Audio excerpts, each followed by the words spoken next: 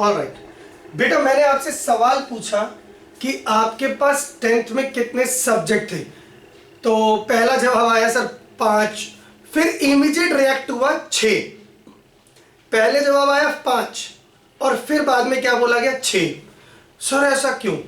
क्योंकि बेटे आपको ना 5 सब्जेक्ट याद रहते हैं, इंग्लिश, मैथ, साइंस, हिंदी और एसएसटी।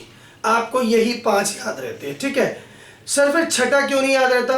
पता नहीं बेटे, आप लोग क्या बोलते हो उसको, जैसे किसी के पास संस्कृत है, किसी के पास कंप्यूटर है, उसे आप क्या बोलते हो? क्या बोलते हो? Additional subject. क्या बोलते हो? एडिशनल। तो sir additional subject is not a compulsory subject या is not a main subject. Our main subject is 5, maths, English, science, SST, Hindi. 5 सभी को पढ़ने हैं, बट वो 6th किसको पढ़ना है किसको नहीं पढ़ना, depend upon the student to student और depend upon the school to school. Right, आपकी विश है, लेकिन 5 के लिए बेटे आपकी मर्जी नहीं चलेगी। मैं भी यही कह रहा हूं बेटा, आप बिजनेस स्टार्ट करोगे, पैसा तो आपको लगाना पड़ेगा। बिजनेस स्टार्ट करोगे, पैसा आपको लगाना पड़ेगा, कैपिटल। जरूरी नहीं है कि सभी को दोबारा लगाना पड़ेगा, जरूरी नहीं है बेटे, depends upon nature of business. जरूरी नहीं है लगाना पड़ेगा। सर अगर लगा लिया तो एक्स्ट्रा, लगा लिया तो एक्स्ट्रा पैसा, ये मेन पैसा वो एक्स्ट्रा पैसा, यानी सर और पैसे लगाने को बोल दिया extra capital, that is additional capital. Additional capital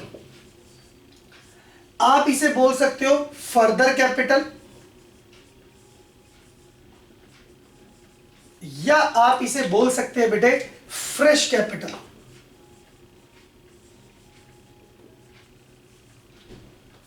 यानी बेटे reinvestment in the business. इतना वर्ड इनफ है? Reinvestment, yes sir, reinvestment word enough है। दोबारा से बिजनेस में पैसा लगाना। सर 3rd टाइम लगाना एडिशनल कैपिटल, 4th टाइम लगाना एडिशनल कैपिटल। आइए next word is our assets. Assets Hindi में से क्या बोलते हैं? संपत्तियां। क्या बोलते हैं? संपत्तियां। पत्नियां नहीं बेटे, पत्नियां नहीं, संपत्तियां। पत्तियां बोलते हैं, पत्तियां। सर ये क्या होता है एसेट? देखो बेटे, बुकिश लैंग्वेज में जाओगे बहुत कुछ लिखा हुआ है, और मैंने अभी बताया ना, बुक तो हमें पढ़नी है बेटे, बुक से बाहर हमें कहां जाना है। लेकिन बेटर है कि हम कुछ ऐसा कॉन्सेप्ट निकाल ले जिससे हमें चीजें अभी याद हो जाए, मेमोराइज हो जाए, समझ में आ जाए, आइडेंटिफिकेशन सीख ले, उसके बाद डेफिनेशन कौन सा दूर है, समझना कौन सा दूर है। तो आइए बेटे, बड़ा आसान तरीका बताता हूं एसेट का। मैं अगर आपसे पूछूं एसेट क्या होती है, तो आप दुनिया भर के एग्जाम्पल दे दोगे मुझे पता दे दोगे। सर लैंड होती है, बिल्डिंग होती है, मशीनरी होती है, और मैं आपसे पूछ रहा हूं व्हाट इज एसेट्स, आपको पता ही नहीं है। आपको एग्जाम्पल याद है लेकिन वो याद नहीं है डेफिनेशन। तो बेटे बहुत आसान तरीका बताता हूं, बहुत आसान तरीका। आइए, मैंने बताया बेटे, मैं आपको पहचान करनी सिखा रहा हूं। एनीथिंग, एनीथिंग मतलब चाहे वो लिविंग है या वो नॉन लिविंग है, कुछ भी, एनीथिंग, कुछ भी, इज टू बी। बेटे टू बी का मतलब क्या होता है? जो अभी होना है, जो अभी होना है, यानी in future. Anything is to be क्या होगा? कन्वर्टेड, बदला जा सकता है। किस चीज में बदला जा सकता है?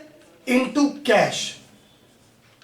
मतलब सर किसी भी चीज को अगर कैश में कन्वर्ट किया जा सकता है, हम उसे क्या बोलेंगे? एसेट। बेटे मैंने ये नहीं बोला कैसे किया जाता है, मैंने ये बोला किसी चीज को कैश में कन्वर्ट करना।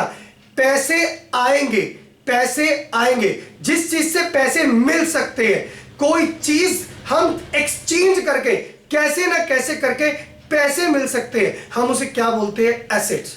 सर एग्जांपल दो। आइए बेटे, जिस बिल्डिंग के अंदर मैं पढ़ा रहा हूं, इसकी एक मॉनेटरी वैल्यू है। इसकी क्या है बेटे? मॉनेटरी वैल्यू है। मैं ये बिल्डिंग बेच सकता हूं, इसके बदले पैसे मिल सकते हैं, ये मेरी एसेट है बेटे।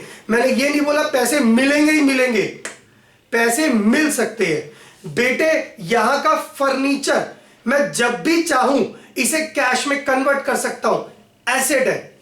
मेरे पास कार है, कार मैं कैश में कन्वर्ट कर सकता हूं, एसेट है।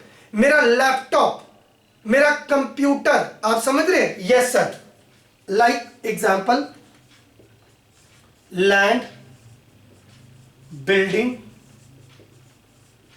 Machinery, furniture, etcetera.